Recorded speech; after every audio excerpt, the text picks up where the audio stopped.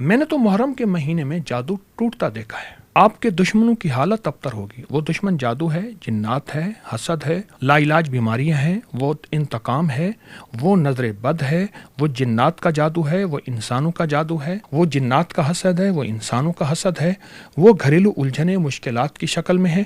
کوئی بھی ہے اور اس کو اپنے مقصد، اپنی مشکل، اپنا جادو، اثرات، بندشیں، ناکامیاں، مشکلات، حالات ان کا تصور کرتے ہیں.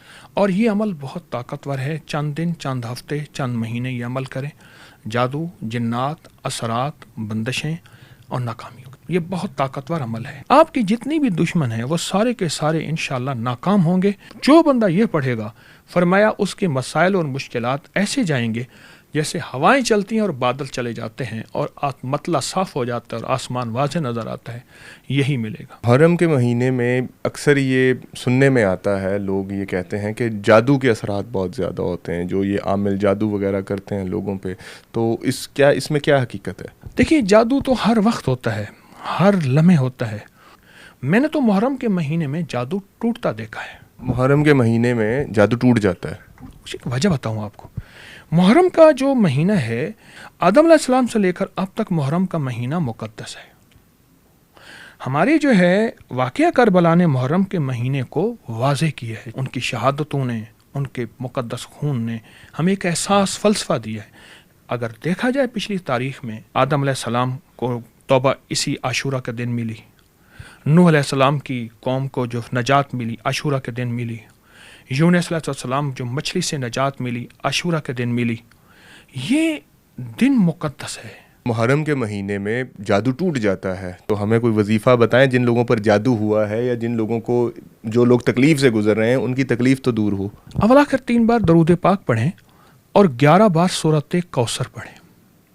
صرف 11 بار. طریقہ جو میں بتاؤں وہ ایسا ہے سورۃ کوثر کا کہ آپ 11 دفعہ پڑھیں سورۃ کوثر اور دعا کی شکل میں پڑھیں. اول آخر 3 دفعہ درود شریف پڑھیں، 1 دفعہ سورۃ کوثر پڑھیں، اور جب پہنچے ان شانئک هو الابتر کہ اے میرے محمد صلی اللہ علیہ وسلم، آپ کے دشمنوں کی حالت ابتر ہوگی. وہ دشمن جادو ہے، جنات ہے، حسد ہے، لا علاج بیماریاں ہیں، وہ انتقام ہے، وہ نظر بد ہے، وہ جنات کا جادو ہے، وہ انسانوں کا جادو ہے، وہ جنات کا حسد ہے، وہ انسانوں کا حسد ہے، وہ گھریلو الجھنیں مشکلات کی شکل میں ہے. کوئی بھی ہے. اب اس 1 دفعہ سورۃ کوثر پڑھ کے اس آیت کو مسلسل دہرائیں اور بہت زیادہ دہرائیں اور بہت زیادہ دہرائیں. اول آخر درود شریف، 11 بار سورۃ الکوثر، اور جب بھی ہم پہنچیں ان شانئک هو الابتر پہ تو یہ والی آیت دہرائیں. کتنا دہرانا ہے؟ بس وجدان کی حالت میں. وجدان کہتے ہیں پاگل پنے کی کیفیت میں. اور اس کو اپنے مقصد، اپنی مشکل، اپنا جادو، اثرات، بندشیں، ناکامیاں، مشکلات، حالات ان کا تصور کرتے ہوئے اس کو بہت زیادہ دہرائیں، بہت زیادہ دہرائیں. پھر دوسری دفعہ پڑھیں، پھر اس طرح کل 11 دفعہ. آپ صبح شام کر لیں ورنہ دن میں 1 دفعہ کر لیں، لیکن اس کو بہت زیادہ دہرائیں. اور یہ عمل بہت طاقتور ہے. چند دن، چند ہفتے، چند مہینے یہ عمل کریں. جادو، جنات، اثرات، بندشیں اور ناکامیوں کے لیے یہ بہت طاقتور عمل ہے.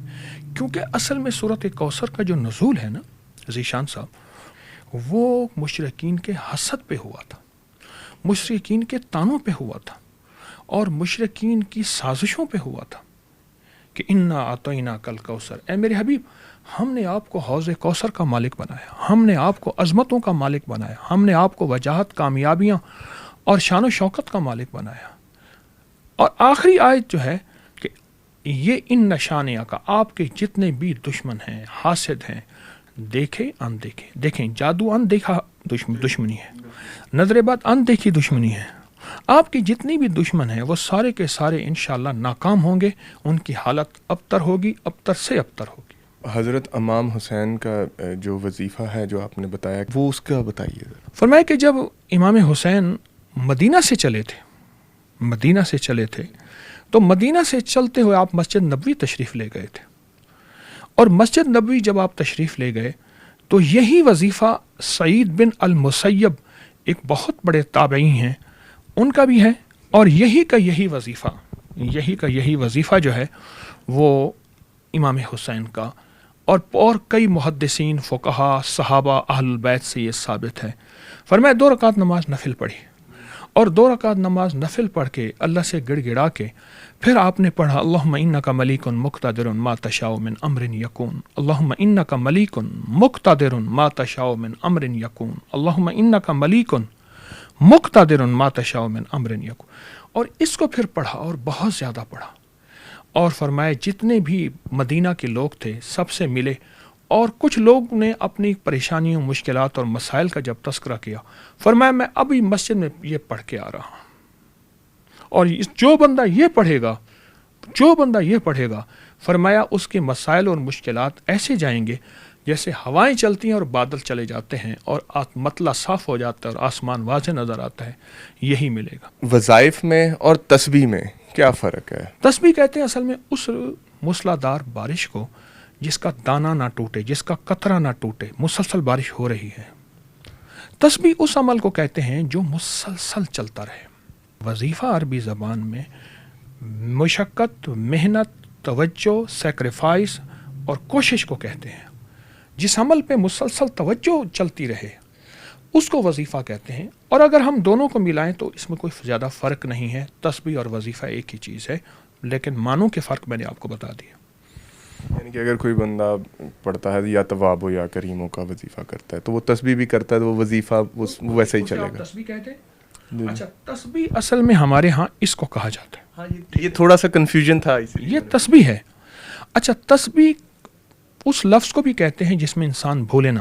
آپ دیکھیں ہاتھ میں تسبیح ہو تو خود بخود ذکر کی یاد آ جاتی ہے. حضرت جنید بغدادی رحمۃ اللہ علیہ سے کسی نے پوچھا حضرت اس مقام تک آپ پہنچ گئے پھر بھی ہاتھ میں تسبیح پکڑی ہے. فرمایا جس تسبیح کی برکت سے اس مقام تک پہنچے میں اس تسبیح کو چھوڑ دوں؟ تو یہ یاد دہانی ہے.